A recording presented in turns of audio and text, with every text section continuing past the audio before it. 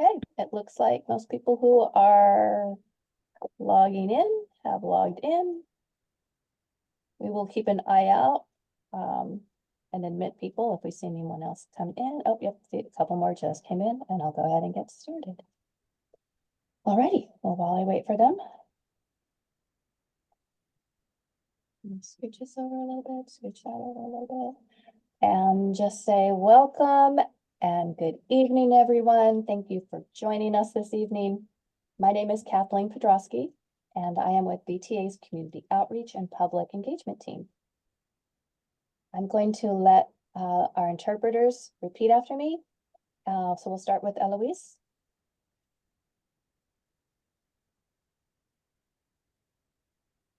Buenas tardes, mi nombre es Kathleen Podrosky, yo soy del grupo comunitario del BTA y aquí con el equipo de público. Antes de comenzar con la junta vamos a hablar sobre algunos de los artículos y quiero asegurarse de que todos puedan verlo del idioma. Thưa tôi là Kathleen Podrosky, tôi là làm việc trong cái team Outreach, liên lạc với engagement. Tôi là nhân viên trong cái team của BTA. Xin kính chào quý vị đã tham dự cái buổi họp ngày hôm nay về cái Eastridge Regional Connector. Chào mừng quý vị. Before we start this meeting, let's go over a few housekeeping items. I want to make sure everyone knows how to navigate the language and chat features. Once we are finished, I will share the agenda and then get to the best part, share everything going on with light rail construction on Capitol Expressway. Antes de comenzar con la junta, vamos a repasar algunos de los artículos. Quiero asegurarse de que todos sepan cómo navegar en el idioma y para lo del chat. Y también una vez que hayamos terminado, vamos a compartir lo de la agenda. Luego nos vamos a la mejor parte que tenemos para compartir con todos los que está sucediendo para la construcción del tren ligero.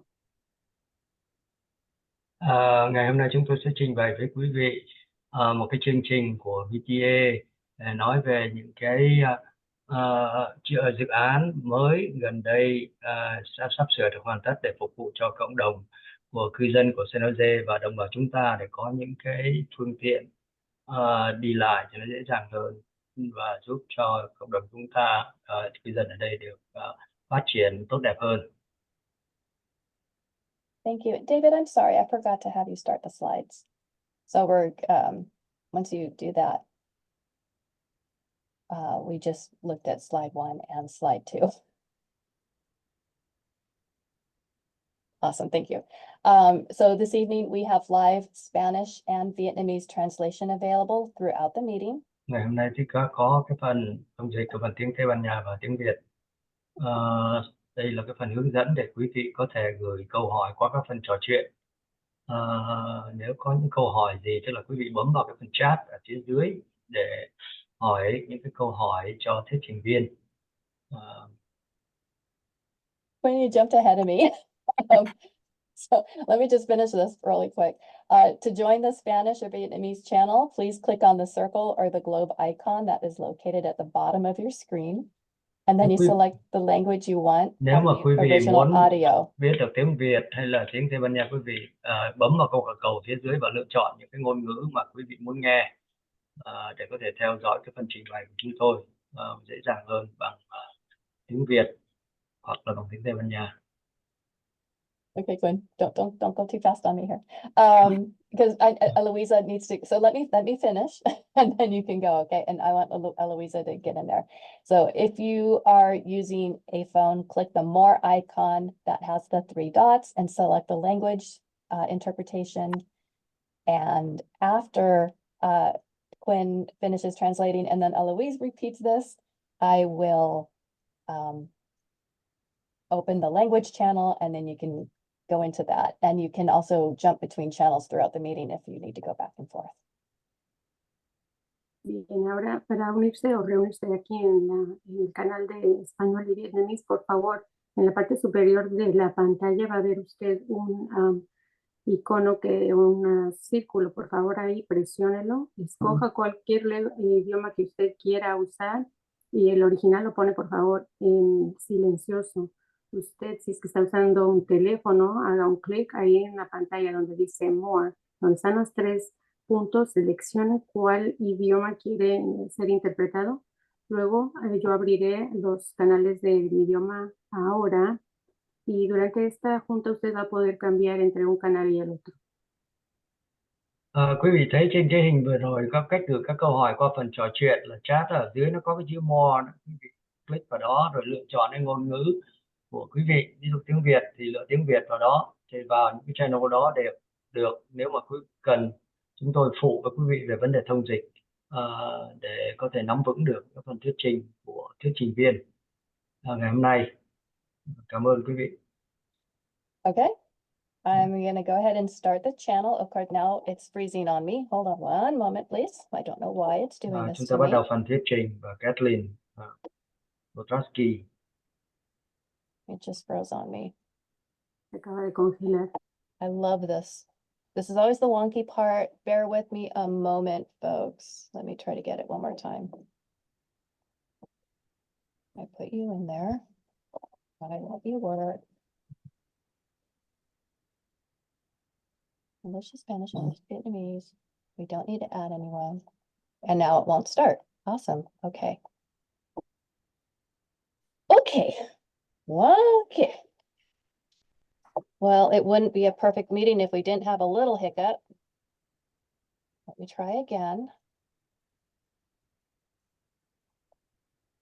This should let me do this. Here we go. Okay. And then it took out Eloise. Let me put Eloise back. Okay.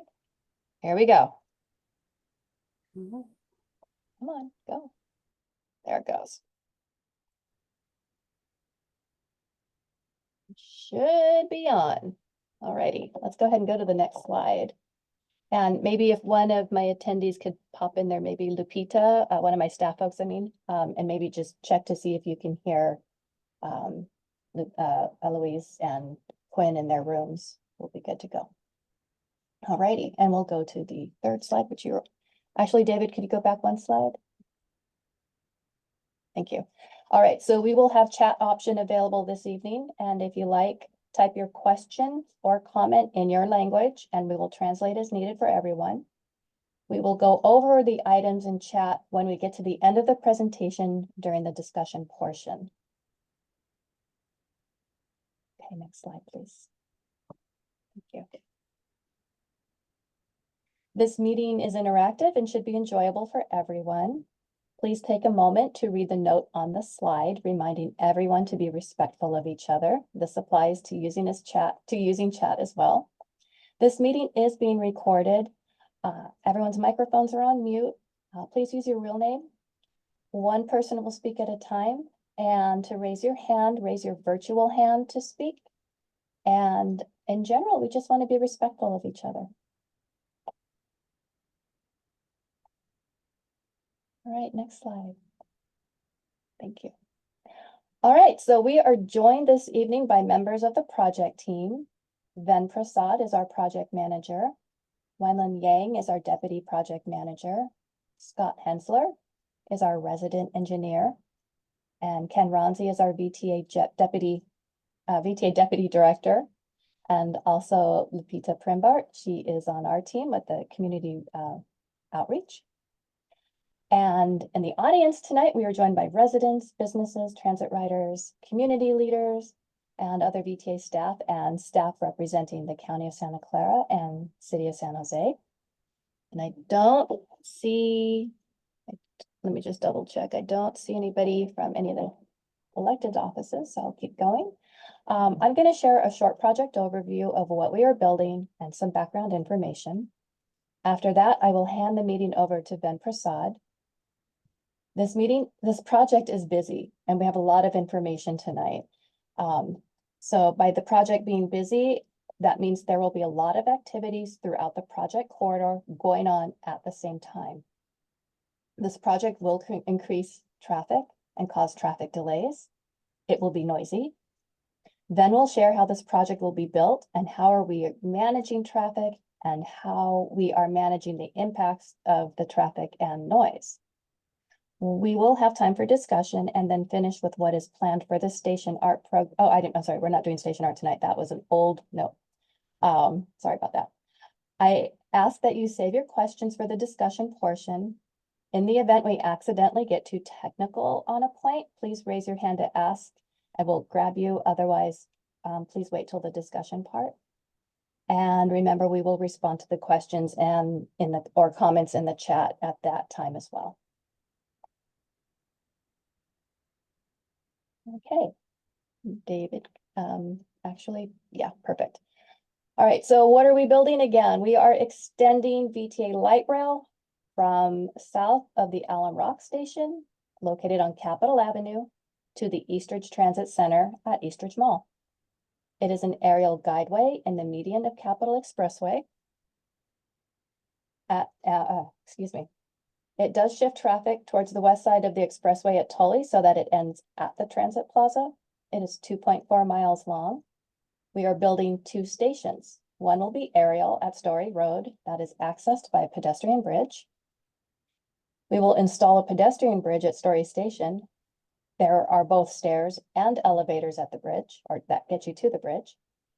The second station, located at Eastridge Transit Center, is at street level. We will be adding 2 traction power substations to help power the light rail. And we have already relocated major utilities. That was completed at the end of 2023, a few months ago. And that was underground utility equipment owned by Verizon, AT&T, Comcast, PG&E. And the project does involve some minor roadway widening on Capitol Expressway. When this project is complete, VTA riders can board light rail at Eastridge and connect directly with BART at the Milpitas station that opened in 2020. The ride will take about 19 minutes. You don't have to wait for this project to be finished. You can start riding now. You can pick it up at the Alum Rock Station or any of our other light rail stations. And in that photo, just so you can see, that is a rendering of the Story Station. All right, let's go to the next slide, please. Here. So this map shows you our light rail system. We are extending the orange line. It's that little tail on the right-hand side with the blue oval. This is the first extension in almost 20 years. The Bay Point to Alum Rock, which is half of the orange line, was completed in 2005. And the Visona or Winchester line, shown in green, was completed in 2005. And Mountain View was done in the late 90s, so it's been a while.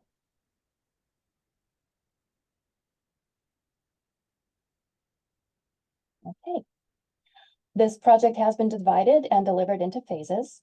The first phase, VTA addressed pedestrian access and improved safety along the expressway between Quimby Road and Capitol Avenue. This was completed in 2012. It included new sidewalks, street and pedestrian lighting, and landscaping. Next was the reconstruction of the Eastridge Transit Center. This transit center is one of VTA's busiest transit center and is served by 9 bus lines. The improvements included new shelters and amenities and also supports bus rapid transit. That was completed in 2015. And in that slide, the photo on the left, it shows the new sidewalks and lighting and landscaping. And the 2 on the right are the Eastridge Transit Center.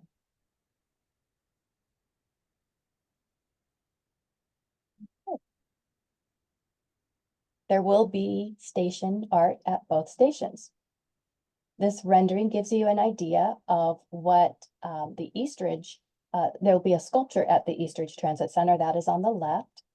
And on the right, that gives you an idea of what the Story Road Station will look like. And that art is actually on the towers, on the 3 elevator towers. And I don't have the best renderings yet, but we're getting closer to having more that we can share. Okay, we'll go to the next slide. All right, so what are the project benefits? A fairly good size of VTA's ridership in Santa Clara County is served on East San Jose. It provides you regional connectivity to BART. The entire Eastridge to BART project lies within East San Jose communities that are currently underserved by public transportation connections. This is designed to enhance residents' connections to jobs, education, and recreation throughout Santa Clara County and the rest of the region.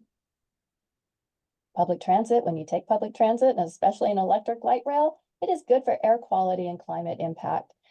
Equally important, increasing transit options improves regional air quality. This project goes a long way towards reducing greenhouse gas emissions and pollutants emitted by the transportation sector by reducing vehicle miles traveled and shifting automobile trips to transit. Each trip to transit begins and ends with a walk.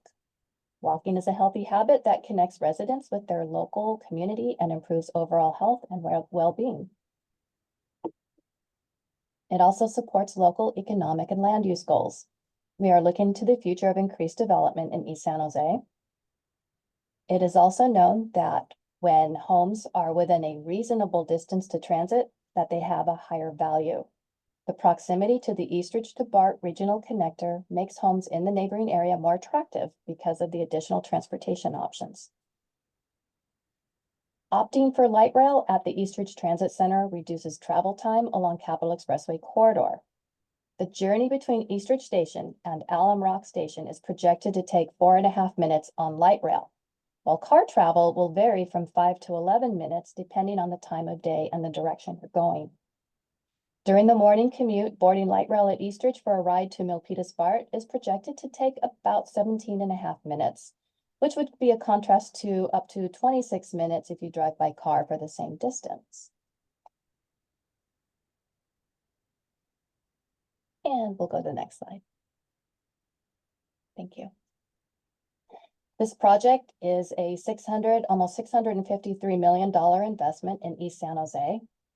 Every time expenses have increased, for example, projected cost of materials or labor, VTA's board of directors and community leaders have advocated to increasing resources to follow through on the commitment to bring light rail in the community. It is funded with state and local funds. Construction does make up the bulk of the investment at about almost $440 million. And the contract was recently awarded to MCM Railworks at joint venture.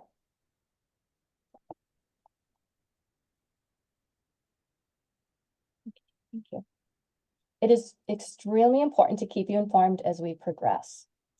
Where you sit or how you feel depends on where you sit. So if you happen to live on Homegate or Capitol Avenue and you're right next to the construction, you're going to have a different experience as to someone who lives a few blocks away.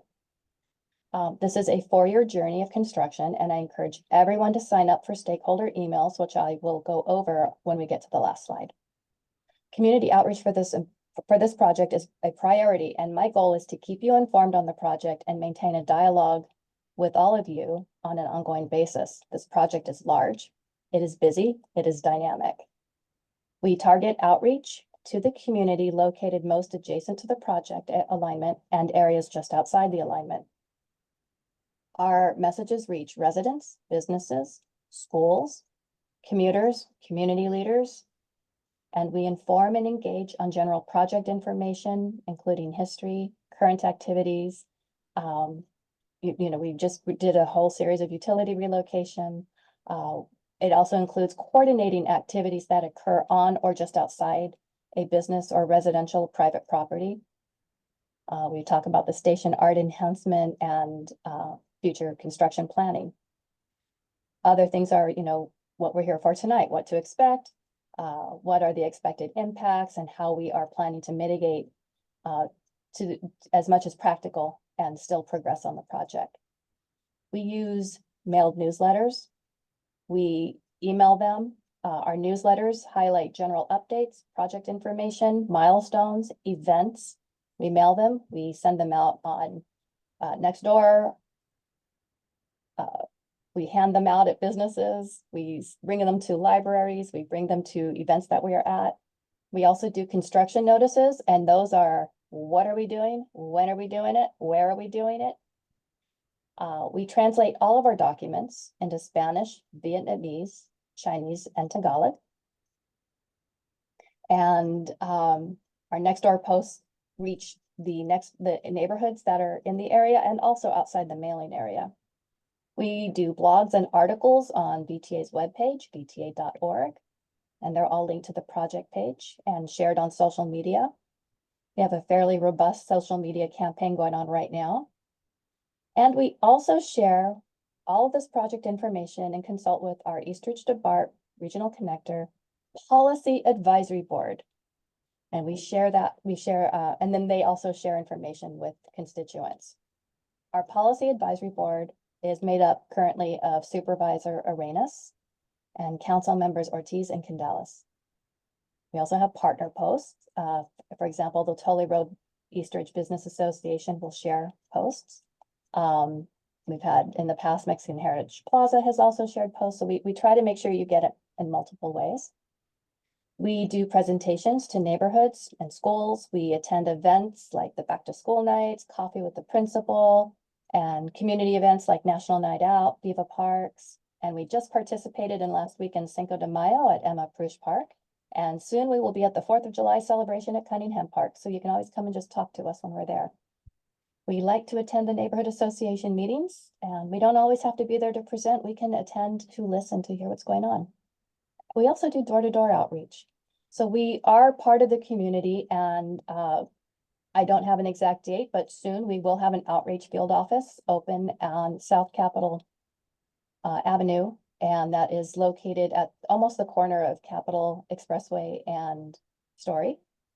So we'll be right there in the thick of it, and we'll be able to you can drop in. We'll provide office hours that people can drop in and meet with us directly. And once we have that date and the office, we will send out a notice and hope to see you. Okay. So let me give you a quick rundown of activities, and then I'm going to hand this over to Ben. So we'll go to the next slide. Thank you. So before construction of light rail can begin, the underground utilities were relocated out of the project alignment. Coordinated activities to relocate the underground utilities began in 2021 and were recently completed. They included communication lines that belong to AT&T, Verizon, Comcast, and those were relocated so that they're not in the way of the light rail construction activities. PG&E also relocated underground utilities. They also had the above ground, the PG&E lattice towers that were located on the west side, and the median of Capitol Expressway, shown in the picture on the left, were relocated to the relocated out of the median and onto the east side, and were replaced with the sleek poles. And that is what you are seeing on the right. Okay. And with this, I'm going to hand you over to Van Prasad. Thank you, Kathleen. My name is Van Prasad. I'm the project manager for this project, Eastridge to BART Regional Connector Project. Kathleen mentioned this is a 2.4 mile long light rail extension. Primarily, it is an aerial guideway, which is a bridge that is built in the middle of Capitol Expressway. We call it as median of Capitol Expressway. So as you can see on this photo, this is what you will see. Once the project is complete. In the middle of the Capitol Expressway, you will see a bridge. We call it as an aerial guideway. And it's about, like I said, it's 2.4 mile long. Primarily, the structure is concrete.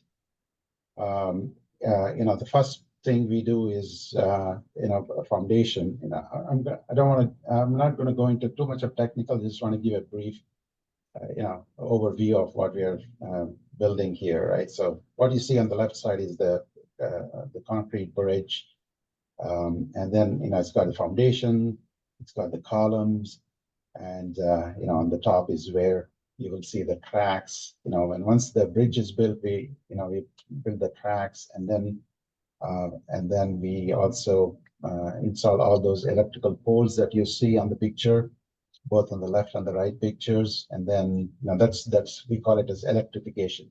We bring in electricity to the electric power to run the trains. Next slide, please. So how do we build this?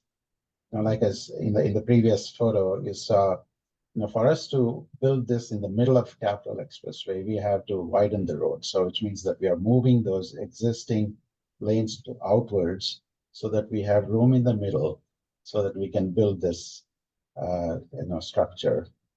So, mainly it is a bridge construction. Once the bridge is built, over that we install the light rail tracks, and then we electrify for running the light rail. So basically, bringing the power so that the light rail can run. So once everything is done on top, down below at the street level, we'll finish the roadway with asphalt, concrete, and then we'll do the final striping and the traffic signals. So we have about 7 signals that we are working on in this area between Capitol Avenue and Quinby. So this is along Capital Expressway. Next slide, please.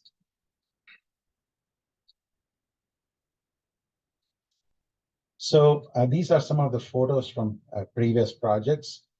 Expect to see these equipments, when the construction starts. The very first one is foundation, right? The work starts from the ground level and then it goes up. The second photo you see is pile driving. These are concrete square poles that are driven into the ground so that there is so that we can build the foundation on top of these piles. The third one is this is the rebars or the reinforcement that is needed to build the column. You'll see on the fourth photo is how it is going to be once the columns are constructed.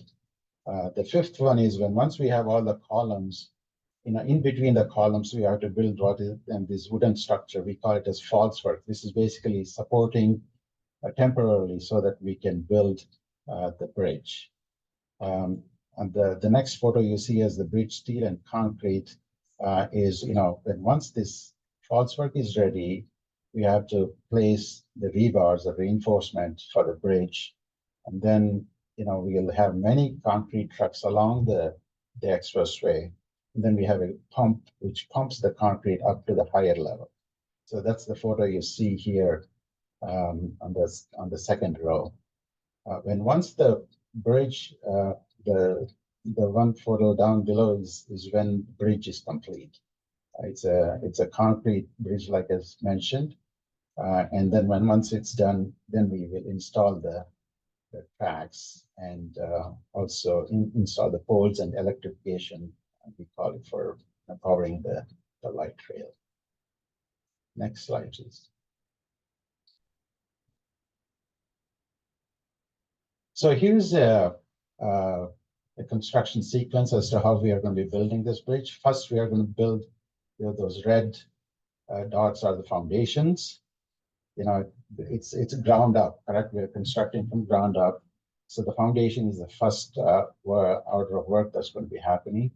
So we will be working at several locations. This 2.54 mile long, we'll be working at, some work will be happening at the north end or near Capital. Some will be happening at Quinby, Tully, Ocala. So all those places, various construction will be happening, whether it's foundation or false work or structural concrete. So you will see one of the reasons why you'll see all this work happening is because we want to get this as soon as possible. We cannot go from one end to the other. So we have to start from both ends and complete this project, as fast as we can. We want to minimize the inconveniences, caused by construction. So there's a next wave of work like the false work and the structural concrete. I think so. Yeah, you'll see those dots that are appearing there. So those are all the different sequence of work that is happening when we're building this bridge. Next slide, please.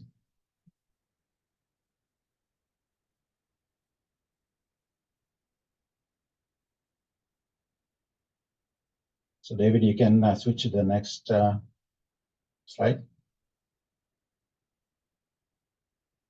So it was kind of slow in there on the sequence. Next slide. So here's another photo of how we are building the bridge, different sequences, right? So you will see on the top, once the columns, the one on the right side is where we're building the foundation and driving piles. And then once the piles are constructed, the columns are constructed. That is the one that was vertically up there. And then the third is once the columns are ready, the bridge is constructed. The previous photo you saw what a falsework is, and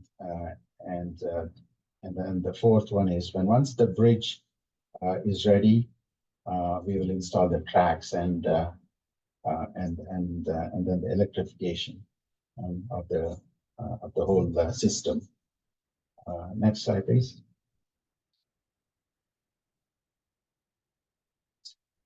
So you will see in the middle of the expressway, I think one of the things we are doing is, right now we have 4 lanes in each direction. For us to build this project in the middle, we have to move the lanes to the outside, right? We need room in the middle of the expressway to build this project. Like I said, the ground up. So first we'll start with the foundation. What you see here is, it's a cross section. I'm looking at how the foundation and the columns are built. You will see that in the middle, we need in the range of 22 to 25 feet of foundation area. On the left side, you'll see 10 feet of work access that the contractor needs to build this project. And also same on the right side, about 5 feet. And then the rest is, for the traffic width. So we have about 3 lanes in each direction. Next slide, please.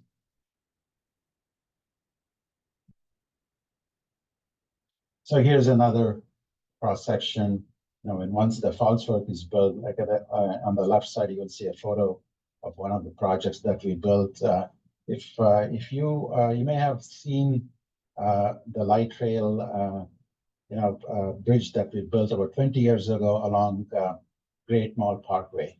This is going to be very similar to that. So in this photo again, you will see all the supports being built for us to build, the bridge. You will see the construction access on both sides, 10 feet on one side and 5 feet on the other side. The remaining, width is for the traffic. Next slide, please.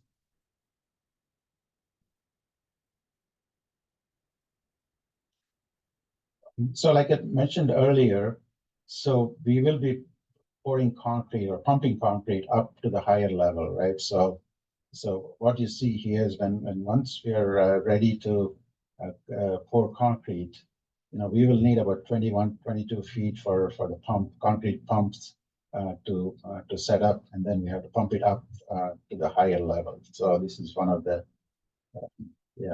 depiction of how it's going to be done.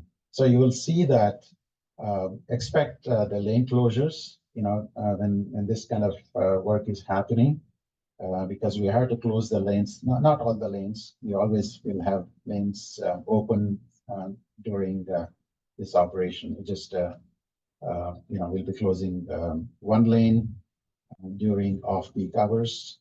Sometimes it might extend because we have to, finish the concreting work. Next slide, please.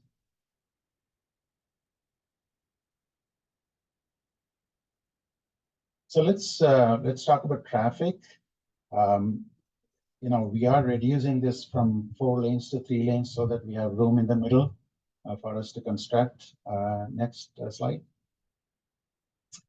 So I want to mention something here. So once we start this project, we are taking away 1 lane in each direction, right? So it's going to be 3 lanes in each direction.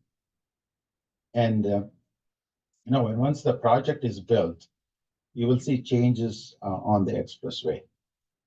So when the project is completely built, there will be carpool lanes that are going to be shifted all the way to Tully. So there's no more carpool lanes between Capitol Avenue and Tully Road. So we'll have 8 lanes between Story Road and we'll have 8 lanes between Story Road and Capitol Avenue. And then we'll have 6 lanes between Story Road and Tully Road. And then the carpool lane again starts to south of Tully Road. So I just want to mention here that this is, the carpool lanes, those additional 2 lanes that were put in was more a temporary measure back in the 90s because there was always a plan to bring light rail along Capitol Expressway. The biggest, the plan that was eventually to take this light rail from the existing Alum Rock to all the way, past Eastridge to connect to the Capitol Expressway and Highway 87. That was a long time. That was a plan that was there. So there was always that this room in the middle was always planned for light rail construction. Next slide, please.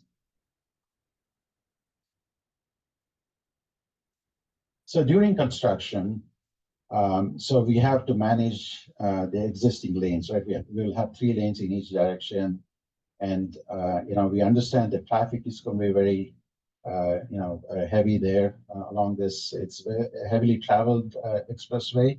There's going to be congestion, so we are for us to we did a lot of planning here. We did. Look at the volumes of traffic that's going to be there and what's the best way to, do both, right?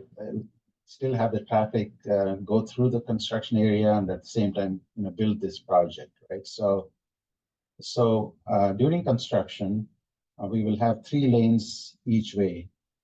And during the peak hours from 6 a.m. to 9 a.m. and 3 p.m. to 6 p.m., we know that that's when the volumes are high. And we will have 3 lanes in each direction. So between 9 a.m. and 3 p.m., which is non-peak hours, we will close one of the lanes so that we can do the construction in the middle of in the expressway. So at intersections, left turn access will be typically maintained during construction. We have 2 lanes at Story and 2 lanes at Ocala. That'll be maintained during construction, but during construction of the bridge foundation, so we'll be reducing this to 1 lane in each direction at Story and also at Ocala. At Ocala, when we are doing the foundation, this is Ocala and Capitol Expressway. I'm talking about the left turns will be reduced. Like I said, by 1 to 1 lane, and also when the foundation is being built, we have to completely close the left turns at Ocala. So people have to detour at Story or Tully, depending on which direction they are to access Ocala at that time. Next slide, please.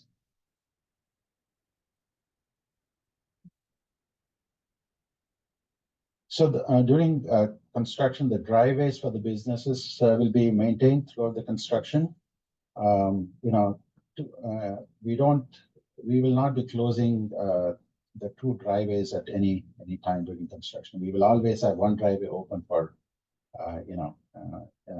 going into the businesses. So there will be detours.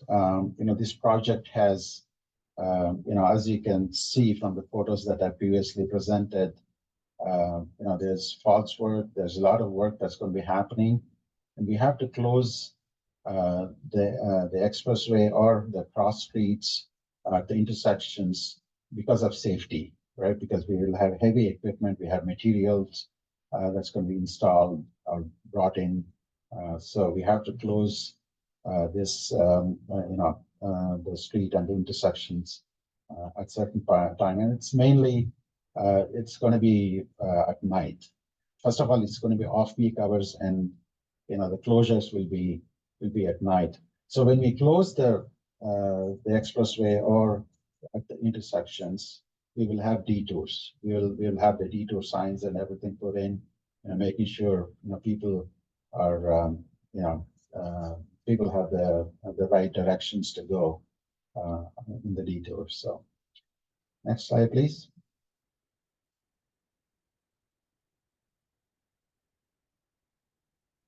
So the work hours on weekdays, it is from 7 a.m. to 7 p.m. Overnight work hours are from 8 p.m. to 5 a.m. On weekends, it is from 9 a.m. to 6 p.m. We have the pile driving, which is the foundation work. That's going to be limited to 8 a.m. to 5 p.m. Pile driving is one of the activities that's going to be noisy and potential. There'll be a vibration also. So we're limiting this between 8 a.m. and 5 p.m. Next slide, please.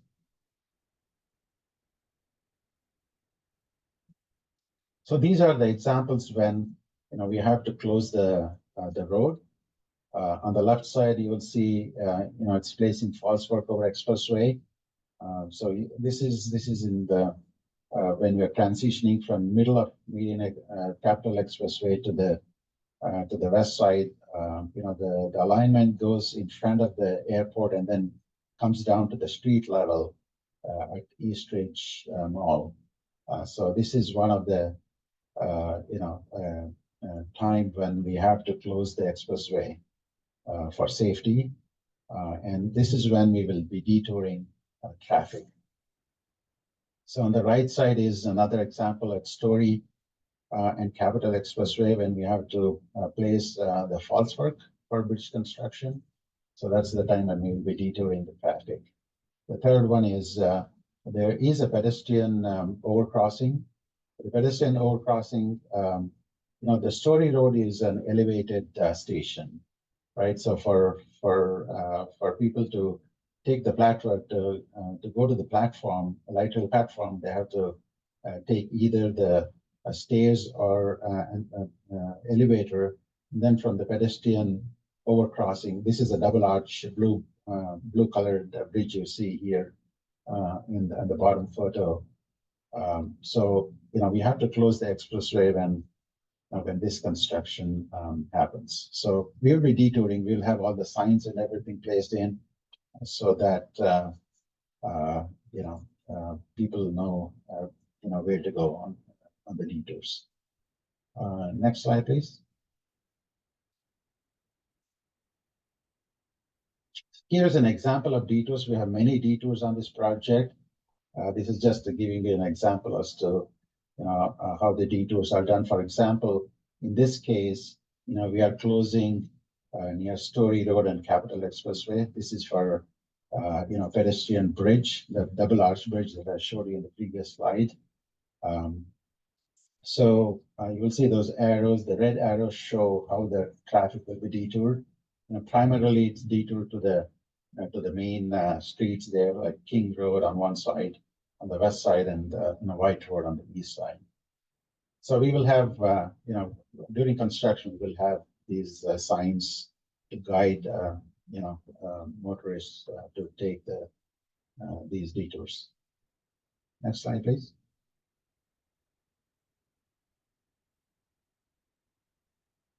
So the speed limit during construction is 35 miles per hour. We will be monitoring the traffic, because we know that when we reduce these lanes from 4 to 3, there's going to be congestion. We will time the signals in such a way that there's, we'll try to make it as best as possible so that there's not too much of a congestion. But we have to expect definitely it's going to be congested because we're reducing the capacity because of construction here. Of course, the most important thing is the safety. We want to be safe here, construction operations. So we want to have this safe construction throughout the project. Next slide.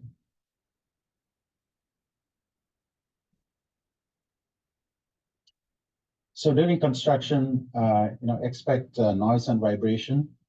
Construction is going to be noisy. It's going to be, traffic congestion. This is in a very dense area, right? So expect noise and vibration during construction. Next slide, please.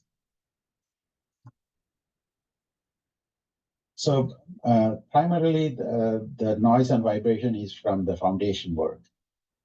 When we drive piles, here's a photo of what to expect during pile driving. We call it as pile driving. These are concrete piles that are driven into the ground. So expect to hear noise and vibration during construction of this one. Hey, Ben, let's hold on real quick second. I think there's a clarifying question. Stella, would you like to ask your question? And I can unmute you. So let me do that for you real quick. You should be able to. I'm asking you to unmute. There you go. Sorry, I don't mean to interrupt. Should we wait until the end, or is it a good time to ask questions? Well, if this is a clarifying question about this particular slide, otherwise, if it's okay, if you can wait till the end. Yeah, let's wait until the end. Oh, thank you. Thank you. Sorry about that. Okay. Next slide, please. Oh, shit. I muted somebody. I'm sorry. I apologize for that. So, during construction, we'll be monitoring the noise levels. We are also installing temporary sound barriers. That would reduce the noise surrounding, to the surrounding areas. We can also, come to the resident and take some noise monitoring. We'll first get permission from the owners. We can come and install noise monitors and monitor the noise levels. We have provision for temporary hotel accommodation. We want to make this as, less, inconvenience as possible. Construction is going to be happening there. So, we have provision for temporary hotel accommodation if needed. Next slide, please. Next, so let's talk about the mitigation for both noise and vibration. We are limiting all the noisy activities like the pile driving during daytime. Expect to hear noise, at night, because there'll be some night activity going on. But it's going to be within some of the ranges that we have established. There's going to be pre and post construction survey that's going to be done. If the property owners allow, so we can do a pre-construction survey, of their home, and then we can do one afterwards too. We'll be monitoring the vibration levels, when construction happens. We are also taking measures in the equipment itself they're using, right? So we are using what's called a pile cushion, that reduces the impact noise. So we're also putting what's called a pile shroud, which is on the right side of this photo. You see that it's like a screen that goes around where, that actual impact is happening. There's a hammer that hits the concrete, piles, we call it, down into the ground. So we also have some foundations very close to the homes that we have used a different method of piling there, so that there's no, minimal, vibration. The other thing we are doing is under the tracks, once the bridge is, once the tracks are built under the tracks, we are putting what's called the tire derived aggregates. So these are basically shredded tires that has this, cushioning effect, so that the vibration is not transmitted, when the trains pass by. So this is actually more a post-construction mitigation that we are doing. Next slide, please. So we have done our models here. This is more a computer model that we generated to see, which areas would have, vibration, and, we go by what's called a FTA criteria. So FTA is Federal Transit Administration. Federal Transit Administration has, criteria for, decibel levels and also the vibration levels. So we go by that. We are, we have modeled this, and you will see these are the areas you will see on the. This is to the south of Story Road, and this is on the east. I'm sorry, on the west side. And also there is some on the east side of Capital Expressway. Next slide, please.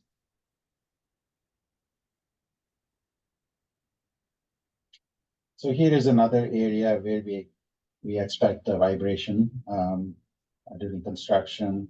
So this is near Ocala, on the both on the west side and also on the east side of the expressway. We expect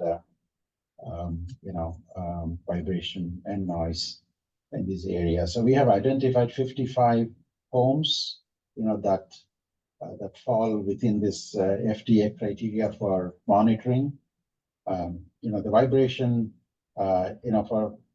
we built this project along Great Mall Parkway, and we had very minimal complaints on that for vibration and noise.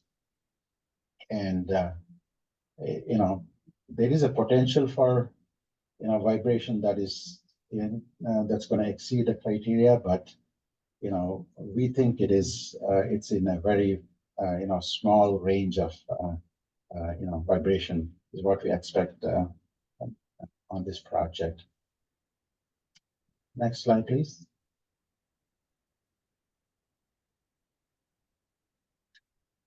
So what are the steps for vibration monitoring and mitigation, right? So like I said, we have identified 55 properties. We'll be installing vibration monitoring devices to record vibration readings. We'll record pre and post-construction vibration data. We'll also take photos and videos of the residences. If the residents allow us to come in and take, the precondition, that is before construction, we'll be happy to, come and document, that information. If there are any, damages from this construction, we will be compensating, the residents, and we'll repair any damages caused by vibration, from this project. Next slide.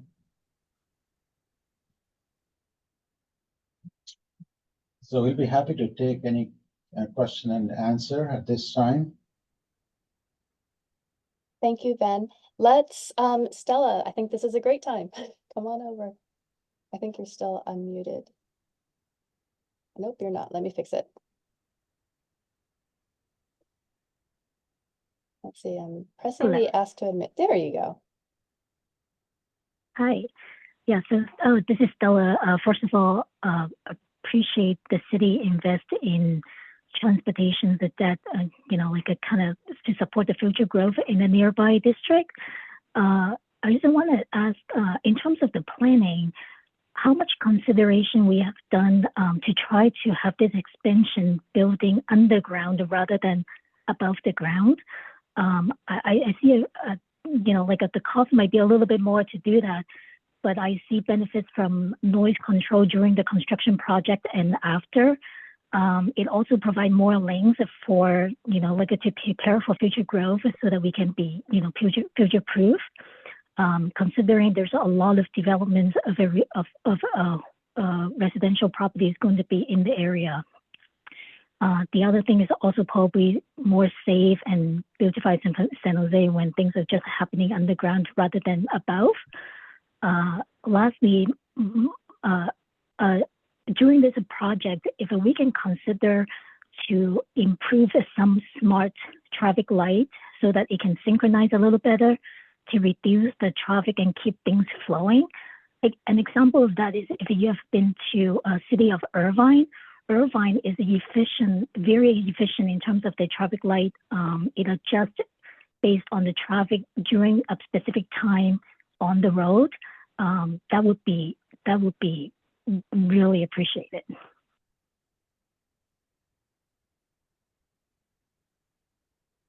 Ben, do you want to share? Yes. I know there was some history about looking at some underground options.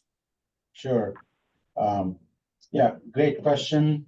We looked at several alternatives here, whether the underground is completely or underground at intersections. The undergrounding itself was such a major construction impact to the residents there in such a narrow, area. We looked at various things, right? Whether it's construction impacts, or whether it's cost impacts, and also this was the best option that we came across for this segment of the project. The second question you had was synchronization. Definitely, we will we'll work on the synchronization of the signals once the project is complete. Thank you, Ben. Anne, I am going to find you really quick and ask you to unmute. It's so funny. The guest list keeps moving, so I'll just when I pull onto somebody, it goes away. Here we are. Thank you. I am. Actually, Anne is next to me, but I'm her daughter. Just a quick question. When he talked about detours and when things were going to be, when certain streets would be closed completely, it didn't mention what kinds of time frames. I mean, are we talking about this might happen for a period of days or weeks or months?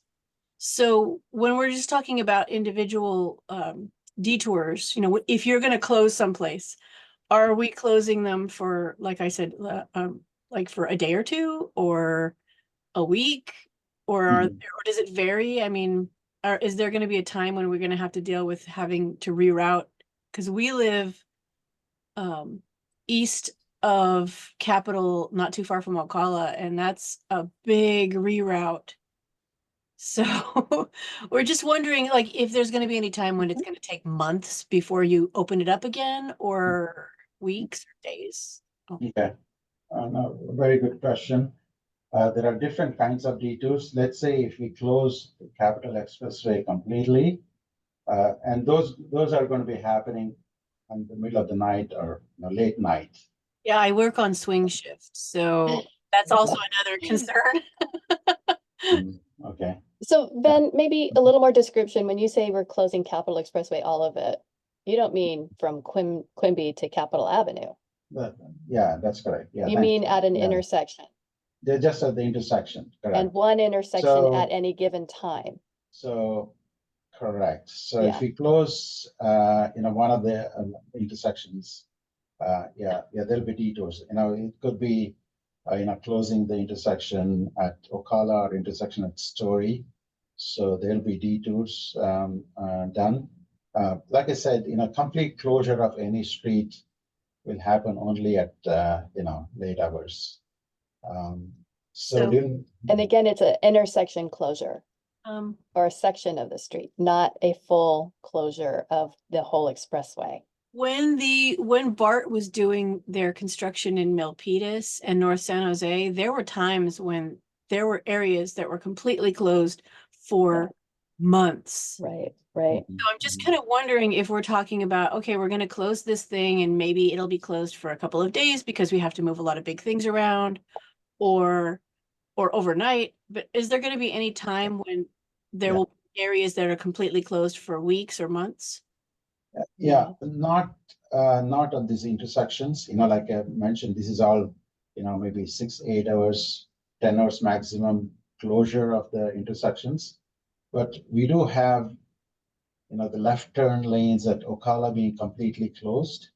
So that is for, when we're building just the foundation where it falls right where the intersection is. Yeah. So we're looking at, closing those left turn lanes for about a month or 6 weeks at the maximum.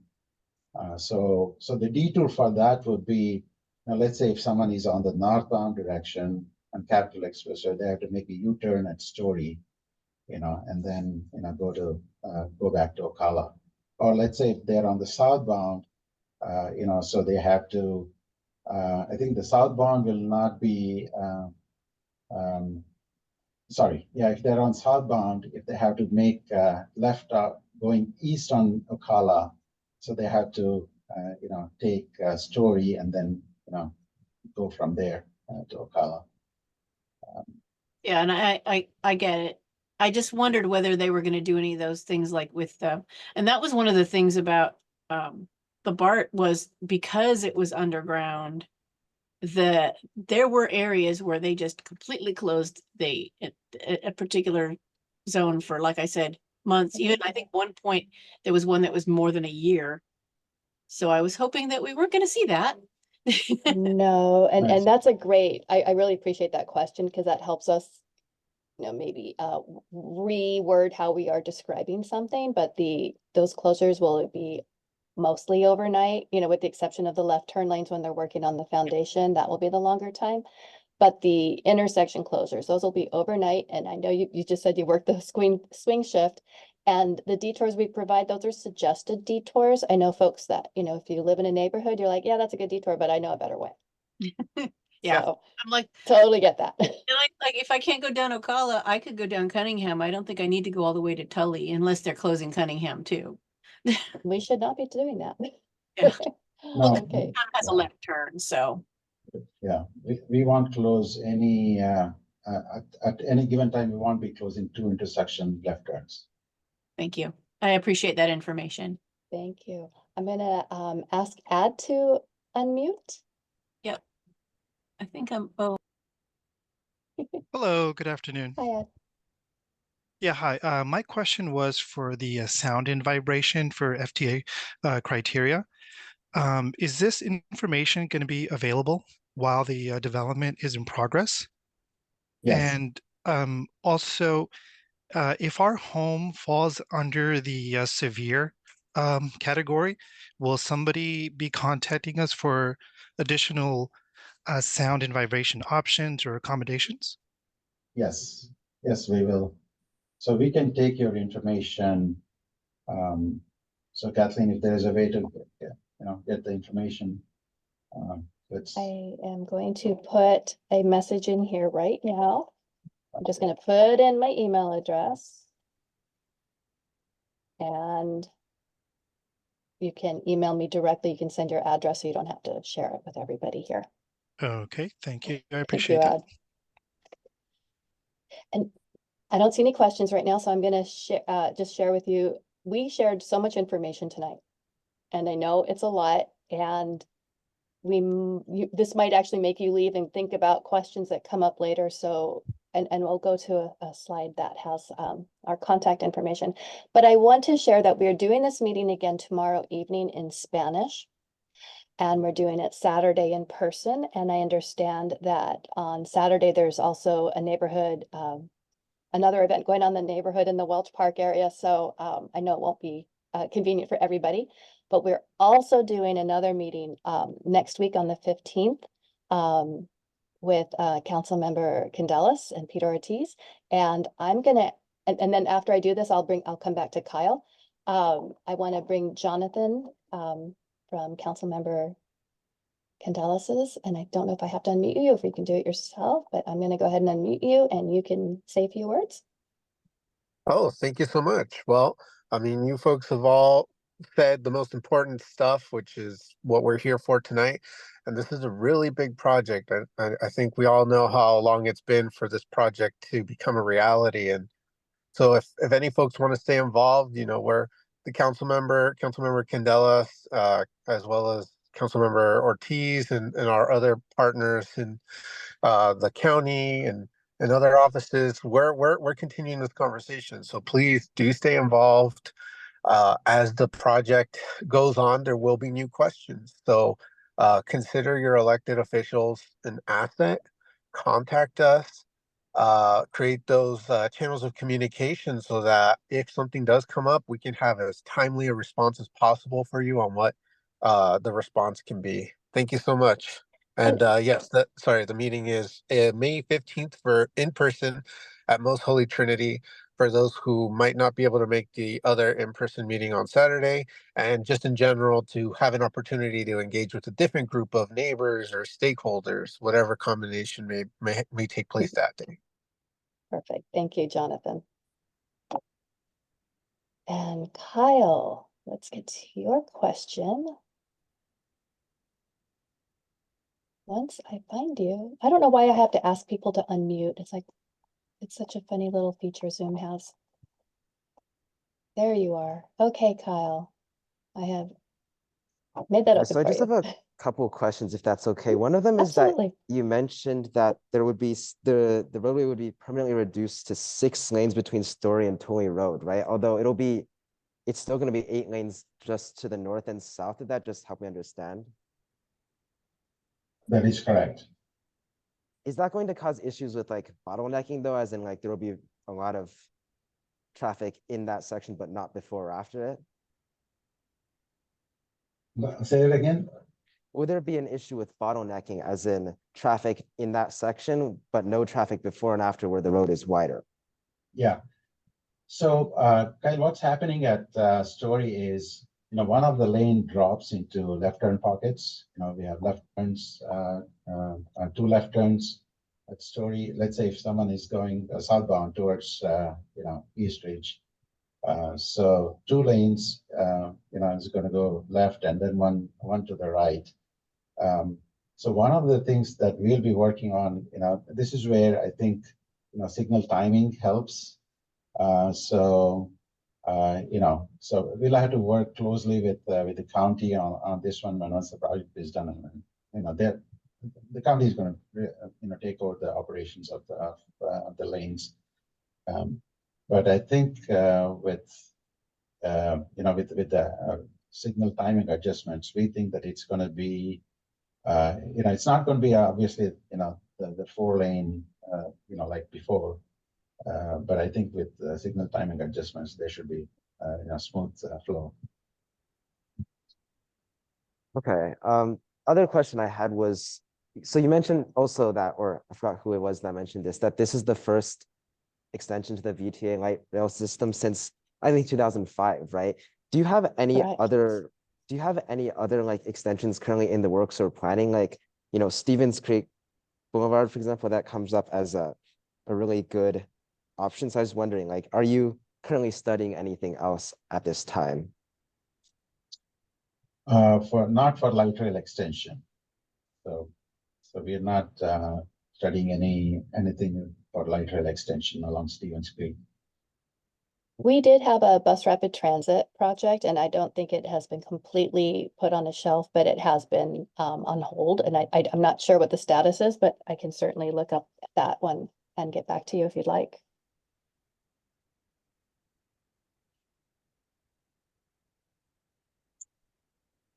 Okay, So, well, thanks for the answers. Yeah, you're welcome. I have to jump to another meeting. Okay, Ben, thank you. And I just want to share with everyone that I know, like I said, we hit you with a lot of information, and there are things we didn't cover. I realize we didn't cover cleanliness, like dust, you know, to share that there will be water used to dampen dust from the project, and there will be regular street sweeping. You know, that dirt piles are covered.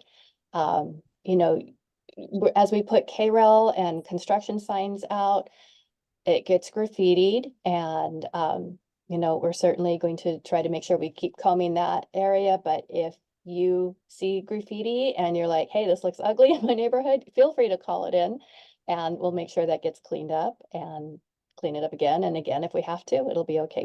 It's really important to us because we're out there for so long that we want to make sure that, you know, we're going to disrupt things so much. We don't want to disrupt it more than we have to.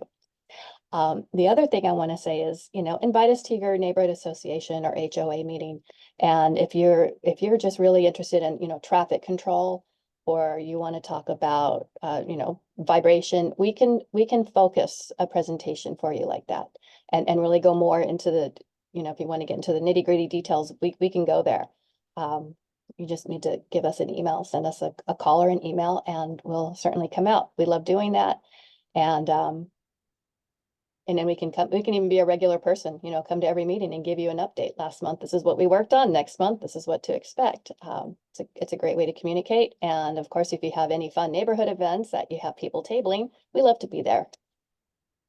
And that's really all I have. So on this slide that you're seeing, we do have a web page where we put information, and it has all the little accordions. Those are what the little gray boxes are with the green plus signs. If you open that plus sign, there'll be information in there, like the newsletters, construction notices, and then also on the right-hand margin is another location for that same information.